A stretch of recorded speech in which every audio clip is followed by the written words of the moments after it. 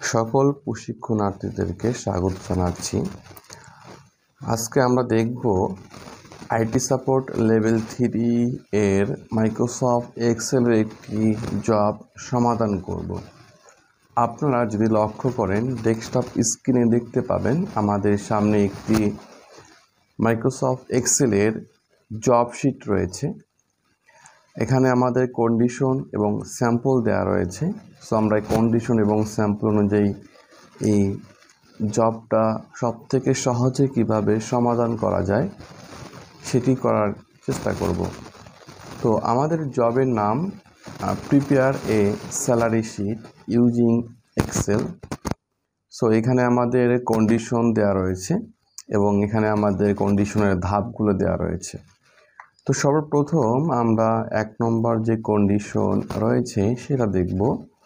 So 1 নম্বর কন্ডিশনে আমাদের এখানে বলা রয়েছে যে prepare and save the spreadsheet to your created folder with name. So ডেস্কটপে যে আপনার নিজের নামে একটি ফোল্ডার তৈরি করবেন, সেই ফোল্ডারের ভিতরে আপনি একটি স্প্রেডশিট সেভ করবেন এবং সেই স্প্রেডশিটের নাম হবে your name underscore salary sheet. So চলুন আমরা এই কাজটা সম্পূর্ণ করে আসি। তো এই জন্য আমরা চলে আসবো ডেস্কটপে। দেন ডেস্কটপের উপর মাউসের রাইট বাটনে ক্লিক করব। এখান থেকে আমরা নিউতে ক্লিক করব, ফোল্ডারে ক্লিক করব এবং আমাদের নিজেদের নাম দিয়ে একটি ফোল্ডার তৈরি করে নেব।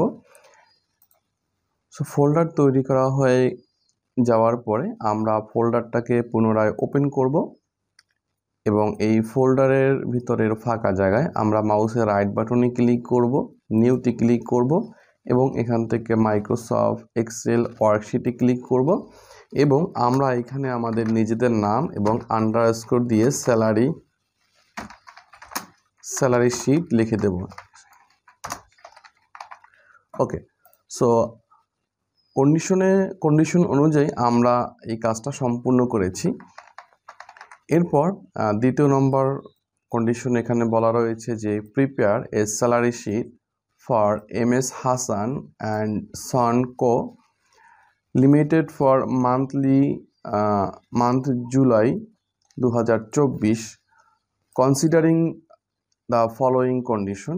সো এখানে যে কন্ডিশন রয়েছে সেই কন্ডিশন অনুযায়ী হাসান কো অ্যান্ড সন্সের যে লিমিটেড রয়েছে তার লিমিটেডের জুলাই মাসের একটি স্যালারি শিট তৈরি করার জন্য বলা রয়েছে। সো আমরা এই কাজগুলো করব। তার আগে হচ্ছে আমরা এখান থেকে আমাদের এই যে স্যাম্পলটা রয়েছে এই স্যাম্পলটা যেভাবে রয়েছে সেভাবেই আমরা আমাদের মাইক্রোসফট এক্সেলের যে ওয়ার্কশিট আমরা নিয়েছি সেই ওয়ার্কশিটের ভিতরে হুবহু আমরা এটাকে তুলে নেব। তো আমরা চলে আসি ডেস্কটপে। অলরেডি আমি এটি করে রেখেছি, আমি জাস্ট সেটাকে কপি করে নিয়ে আসতেছি, তাহলে আপনারা সহজে বুঝতে পারবেন আমি এটা টাইপ করে সময় কি নষ্ট করছি না। সো আমরা ওপেন করি। দেখতে পাচ্ছেন যে আমরা হুবহু যেভাবে আমাদের এখানে স্যাম্পলের ভিতরে ছিল আমরা সেইভাবেই এখানে তৈরি করার চেষ্টা করেছি। সো এবার আসুন সামনের কাজগুলো সম্পূর্ণ করি। এরপর আমাদের এখানে যে বলা রয়েছে যে হাউস রেন্ট মানে হচ্ছে ঘর ভাড়ার জন্য আমাদের এখানে একটা কন্ডিশন দেওয়া রয়েছে। যখন ঘর ভাড়া বেসিক স্যালারি যখন 50,000-এর অথবা তার থেকে উপরে হবে তাহলে আমাদের ঘর ভাড়া হচ্ছে বা হাউস রেন্ট হচ্ছে বেসিকের 40% আমরা পাবো। আর যদি আমাদের বেসিক স্যালারি 30 থেকে 49,999 পর্যন্ত এই রেঞ্জের ভিতরে হবে তখন আমাদের হাউস রেন্ট বেসিকের 50% হবে এবং আর যখন আমাদের 30,000-এর নিচে হবে তখন আমাদের হাউস রেন্ট বেসিকের 55% হবে। তো চলুন আমরা এই কন্ডিশনটা সম্পূর্ণ করব। এই জন্য আমাদের সর্বপ্রথম আমাদের ওয়ার্কশিটে চলে আসতে হবে এবং আমাদের যে হাউস রেন্ট রয়েছে যে সেল সেখানে আমাদের কার্সর পয়েন্ট রাখতে হবে। রাখার পরে আমরা এখানে ইফ ফাংশনকে কল করব আপনারা জানেন যে ইফের সিনট্যাক্স হচ্ছে প্রথমে লজিক্যাল টেস্ট থাকে, তারপর ভ্যালু ইফ ট্রু থাকে এবং ভ্যালু ইফ ফলস থাকে। সো লজিক্যাল টেস্ট যদি সঠিক হয় তাহলে আমরা ভ্যালু ইফ ট্রুতে যে মানটা রাখবো সেই মানটা আমাদের সামনে প্রদর্শন হবে। আর যদি লজিক্যাল টেস্ট ফলস প্রমাণিত হয়, ভুল প্রমাণিত হয়, তাহলে ভ্যালু ইফ ফলসে আমরা যা রাখবো সেটাই প্রমাণিত হবে। তো আমাদের কন্ডিশনে এখানে বলা ছিল যে যদি আমাদের 50,000-এর উপরে হয় তাহলে আমাদের হাউস রেন্ট বেসিকের 40% হবে। তাহলে আমরা এখন যেটা করব যে বেসিক সেল আমরা এখান থেকে লেস দ্যান ইকুয়াল আমরা গ্রেটার দ্যান ইকুয়াল এখানে আমরা 50,000 লিখে দেব এবং কমা দেব। যদি 50,000-এর উপরে হয় তাহলে আমাদের এই বেসিকের যে সেল রয়েছে এই সেলের সাথে আমাদের 40% গুণ হবে। সো এটা হচ্ছে আমাদের প্রথম কন্ডিশন। এবার আমরা কমা দেব। কমা দেওয়ার পরে ভ্যালু ইফ ফলসের এখানে পুনরায় আমরা একটি ইফ নিব। সো এই যে একটা ইফের ভ্যালু ইফ ফলসে আরও একটা ইফ নিচ্ছি, এটাকে বলা হয় নেস্টেড ইফ। সো এই দ্বিতীয় ইফের কাজ হচ্ছে এখানে বলা রয়েছে যে আমাদের এখানে 30 থেকে 49,999 পর্যন্ত যদি হয় তাহলে আমাদের হাউস রেন্ট হবে 50%, বেসিকের 50%। সো আমরা এটা করব।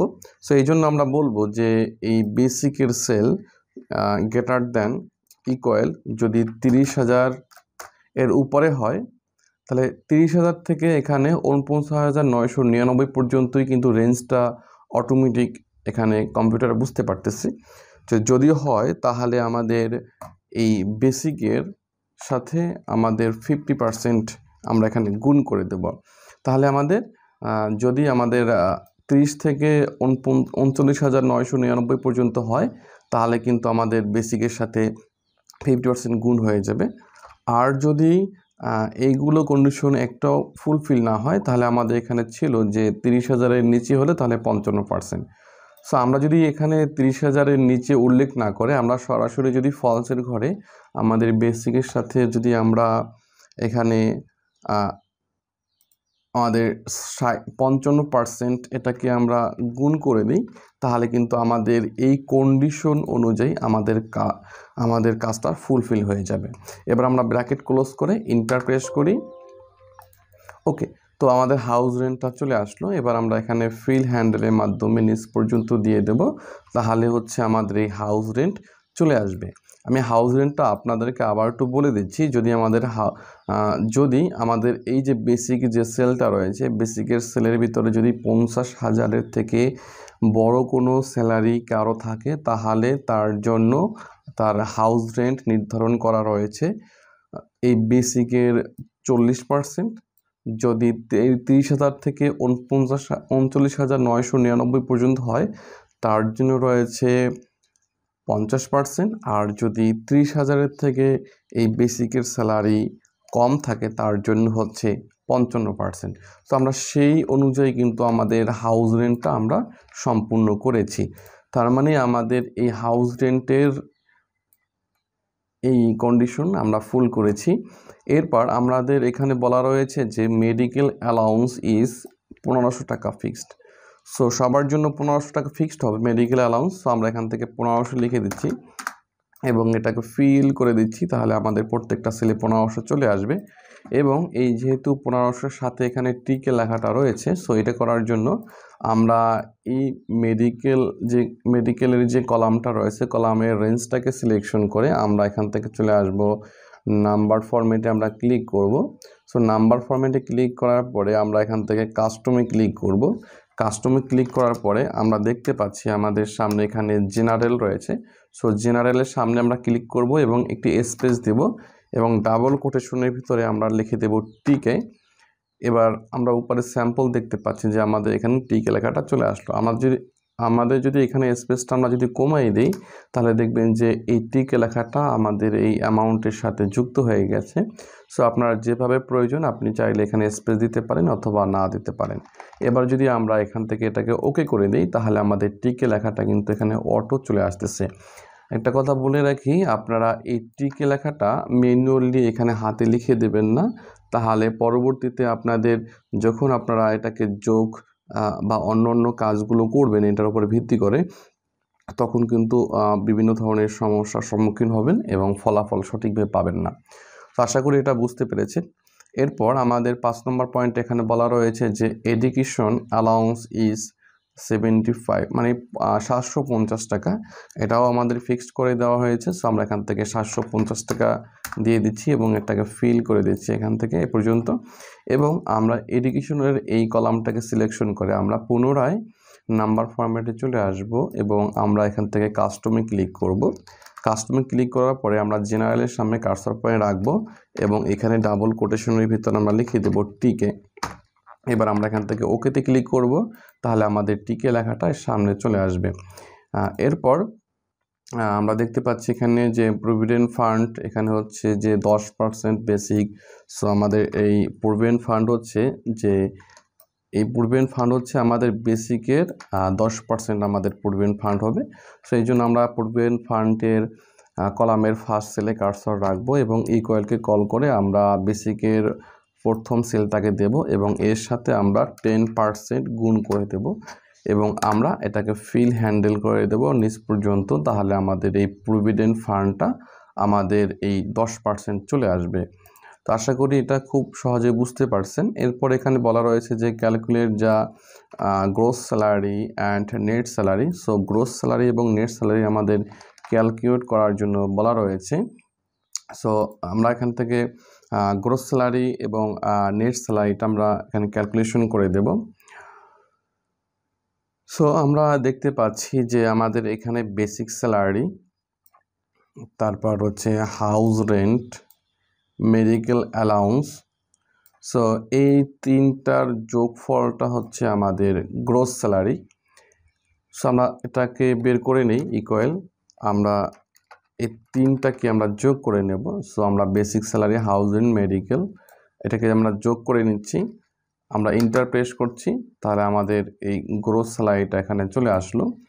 তাহলে আমাদের নিট স্যালারি হচ্ছে যে আমরা যে গ্রোস স্যালারি এই তিনটা সেলের যোগফল যে আমরা এখানে বের করেছি গ্রোস স্যালারি, সেই গ্রোস স্যালারি থেকে আমাদের এই এডুকেশন আর প্রভিডেন্ট ফান্ড মাইনাস করার পরে যেটা থাকবে সেইটাই মূলত আমাদের নিট স্যালারি।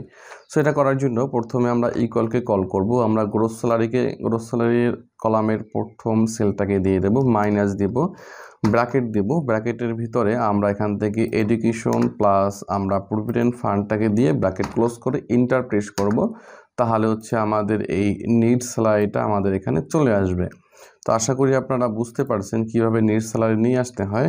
আর যদি আপনাদের এই নিট স্যালারির এখানে এই যে অতিরিক্ত টাকা লেখাটা চলে আসলো, এইটা যদি প্রয়োজন না পড়ে, এটাকে রিমুভ করার জন্য আপনারা যেটা করবেন সেটা হচ্ছে এটাকে সিলেকশন করবেন, এখান থেকে নাম্বার ফরম্যাটিং ক্লিক করবেন, কাস্টমে ক্লিক করে এখান থেকে এই জেনারেলের সামনে যে টিকে লেখাটা এটাকে আমরা এখান থেকে মুছে দেবেন এবং এখান থেকে ওকেতে ক্লিক করবেন, তাহলে হচ্ছে এইটা এভাবে চলে যাবে।